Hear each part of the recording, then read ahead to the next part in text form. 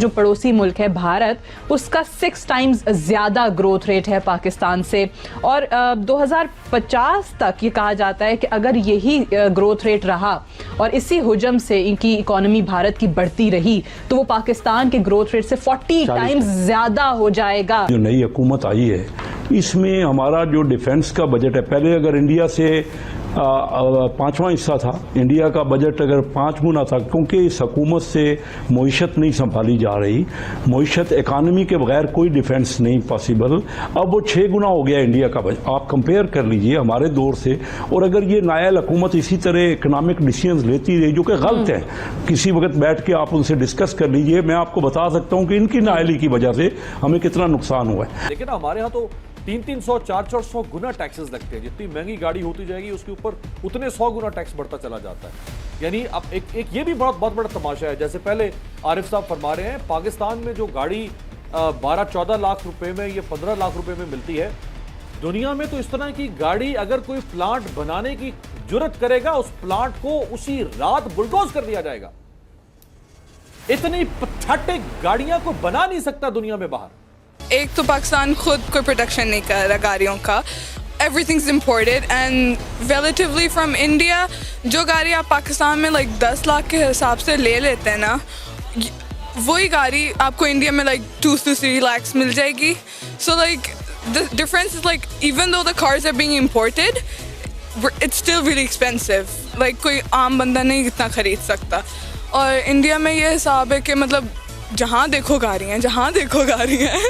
तो कंपैरिजन तो बिल्कुल भी नहीं है ना, बिकॉज पाकिस्तान वाली आवाम लूट रही है। इन चोरों का तो काम यही है, 2 रुपए गिराते हैं, 10 रुपए बढ़ाते हैं। बस कोई अल्फाज ही नहीं है, कभी कभी अल्फाज निकलते ही नहीं है, इतना जुल्म हो रहा है। मैं बहुत पुराना हूँ। उस टाइम पर 3 रुपए लीटर जो है डीजल बिकता था। आज जो बिक रहा है 116, 117 रुपए। कहाँ तक बंदा क्या करेगा? 15 दिन बाद पेट्रोल बढ़ा, क्या आवाम के ऊपर गुजर रही है पूरी दुनिया जानती है, आवाम पूरा पाकिस्तान जानता है। मैं अपनी राय क्या दूंगा? मैं गालियाँ दे सकता हूँ और कुछ नहीं दे सकता। हमारे लिए यही रोजी रोटी का जरिया। पेट्रोल महंगा कर देंगे, सवारी किराया देती नहीं है, कारोबार है नहीं, लॉकडाउन हर वक्त इन्होंने लगाया हुआ है, महंगाई इतनी कर दी है कि हद से ज़्यादा आप एक वक्त की रोटी खाना मुश्किल हो गया मेरे भाई। और क्या बता सकते हैं, हुकूमत का यही काम है, अगर गरीबों के लिए कुछ कर सकती है तो करे, नहीं तो उनको अल्लाह ही पूछेगा। अरे गरीब आवाज मर रही है, सब कुछ देखो तो सही, कितने बेरोजगार घूम रहे हैं, आटा चीनी दालें राशन कहाँ पहुँचा हो। भाई गरीब आवाम क्या कह सकती है, गवर्नमेंट से रिक्वेस्ट कितनी करेगी गरीब आवाम, आप खुद बताएं। रिक्वेस्ट कर करके अब अगली बार अगर खान साहब खड़े भी हुए तो हाथ जोड़ के भाई वोट नहीं देंगे, फाड़ के फेंकेंगे। $49 अरब। आप जानते हैं कितने पैसे बनते हैं? पूरा पाकिस्तान 2 सालों में जो एक्सपोर्ट करता है उसके बराबर भारत की फौज का 1 साल का बजट। ये हालत है आपके दुश्मन की, वो अपनी दिफाई सलाहियत को बढ़ाए जा रहा है। हम क्या करें? हमारी फौज मक्खियां मारे बैठे, उसको असलिया नहीं देंगे तो वो लड़ेगी कहां से? खाक लड़ेगी, मार खाएगी ना। फिर इंडिया की जीडीपी हमारी जीडीपी से बहुत बेहतर है, डिस्पाइट द फैक्ट, हालांकि उनकी पॉपुलेशन भी हमसे डबल है, तो लेकिन हमारी पॉपुलेशन भी कम है, हमारी जीडीपी वैसे ज़्यादा होनी चाहिए। मैडम, इस टाइम अगर आप देखें तो अमेरिका के साथ इंडिया के बहुत क्लोज रिलेशन है। हमारा रुपया डिवैल्यू हो रहा है, डॉलर की ऊंची परवान है, और हमारी डे बाई डे जो इकानमी है वो डिपेंडेंट है डॉलर पे।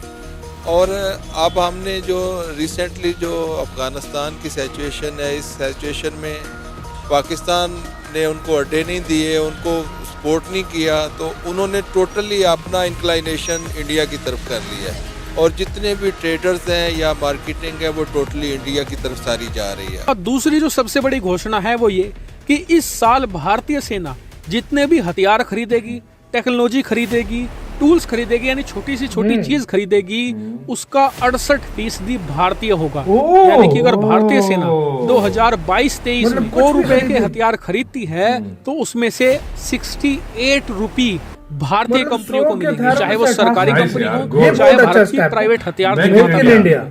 और इससे भारत की डिफेंस इंडस्ट्री और मजबूत होगी, उनके हाथ में पैसा आएगा और उसी पैसे का इस्तेमाल करके वो इससे भी एडवांस हथियार तैयार करेंगे और ग्लोबल लेवल पर अमेरिकी कंपनियां, यूरोपियन कंपनियां उनके साथ टक्कर लेंगी। कंट्री फॉल करता है, आपकी इकोनॉमी के ऊपर फॉल करता है। तो जब आपकी इकोनॉमी बेहतर होगी, लोगों की फाइनेंशियल कंडीशन भी बेहतर होगी इसमें, तो इकोनॉमी का बहुत बड़ा रोल है। जो मेजर रोल है वो इकोनॉमी का ही है कंट्री की डेवलपमेंट में।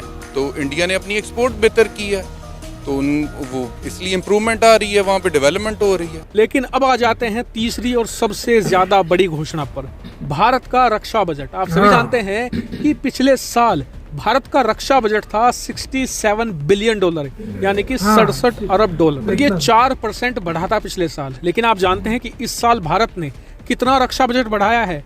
लगभग 9% बढ़ा दिया है सीधे ही। अब भारत का रक्षा बजट है $70.2 अरब डॉलर, यानी कि $70.2 बिलियन। और ये बहुत ही मैसिव जंप है। यहाँ तक कि वर्ल्ड मीडिया भी इस चीज को रिकॉग्नाइज कर रहा है कि चीन के खतरे को देखते हुए भारत ने सीधा 10% अपना बजट बढ़ा दिया है। $70 अरब डॉलर बहुत बड़ी रकम है। पिछले साल आप देख लीजिए, सिर्फ $67 बिलियन में ही हमने गलवान घाटी की हिंसा में और उसके बाद चीन को कैसे पटकनी थी। $70 बिलियन में तो चीन को हम छका कर रख देंगे। हालांकि आपको बता दूं कि अब से 20-25 दिन पहले खबर आई थी कि भारत का रक्षा बजट $80 बिलियन हो सकता है, लेकिन फिर भारत ने $70 बिलियन तक सीमित रखा और बचा हुआ पैसा जो है उसे एजुकेशन में, शिक्षा में खर्च किया जाएगा। खास करके जो ग्रामीण इलाके हैं वहां पर डिजिटल स्टडी को बढ़ावा दिया जाएगा और इससे भारत का विकास भी होगा और भारत धीरे धीरे एक बड़ी सैन्य सुपर पावर भी बनेगा।